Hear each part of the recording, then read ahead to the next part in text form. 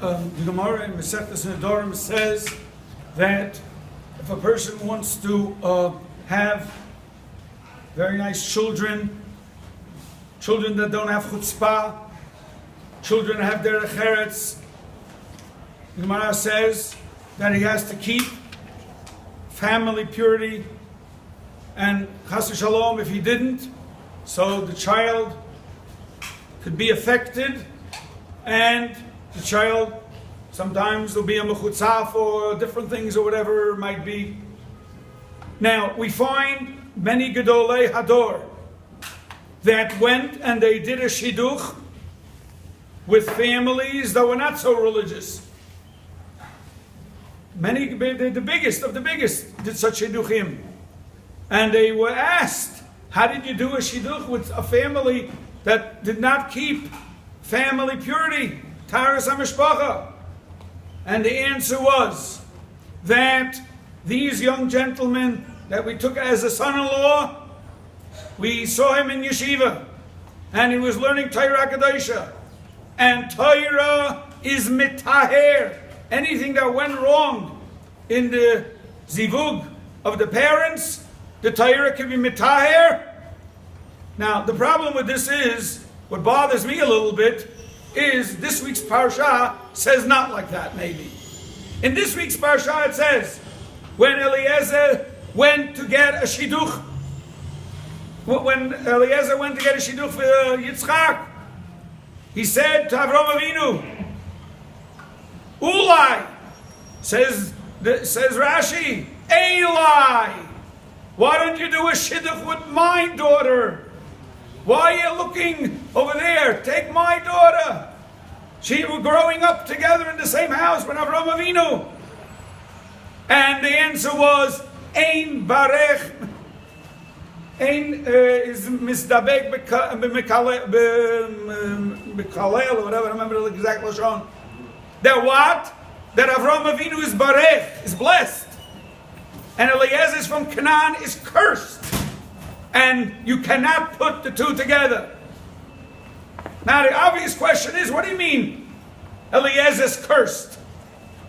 Yes, he was once cursed.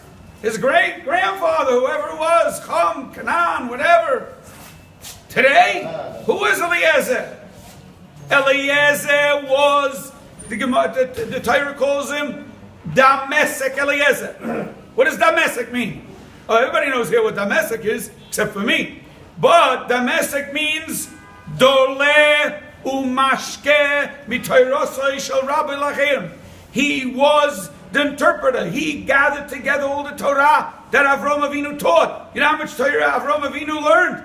On Masechtas Avodah Zarah, he had 400 prakim on Masechtas Avodah Zarah. And Eliezer was the second in charge. And he got everything together. Doilo Mashke. What does Doilo mean? He filled up his pitcher and gave it over to the others. So he was such a great man.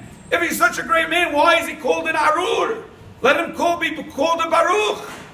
Says Rabbi Moshe Feinstein for the Litvish Oilam and the Shina Veruv for the Hasidish Oilam. They both say the same thing.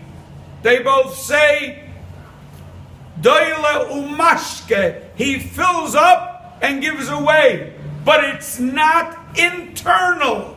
If it's not internal, then it doesn't have that effect on the person.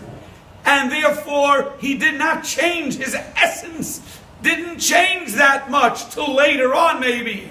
And that's why the Gemara says in Sanhedrin, Achitophel, Doigadoimi, they were the biggest Talmidei Chachamim. No.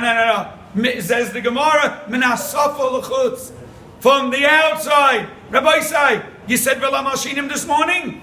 How many times does it say in V'lam Alshinim that the Rishoyim Yimach Shemam should have a destruction?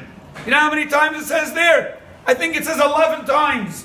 11 times you shot missiles against the Arabs. Yimach Shemam V'Zikram. L'adl Netzach L'Tzakim. The Klal Yisrael and such a sakana. How many times did you feel it?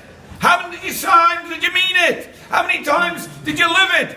You say you daven Shemoneh Esrei. Were you Yotze Shemoneh Esrei? Hope so. How did you finish off at Shemoneh Esrei? Melech Oizeir Umoy Mashiach u'Magen.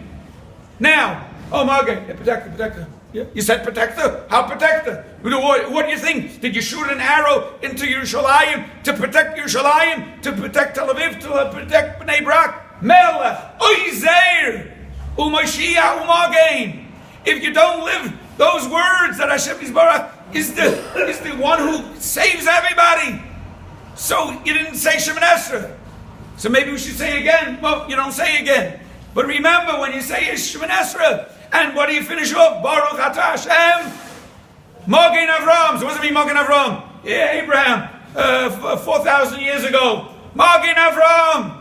If we don't live these psukim, these tefillos, we did not daven, and so on and everything. So don't tell me when we meet upstairs after 180, and you meet, and we'll say, well, I have so many mitzvot. I came to Bnei Yosef every morning, and I prayed. Rabbi say it's possible to come upstairs after 180, and you know what? Empty. But I came every day. You came every day. Tell me when they were when they were stabbing people in Eretz Yisrael. Did you think of Melech Ezer Mashiach Magen? You couldn't even think then. So how was your rest of your davening that day? How was the davening the day before? Did you live it?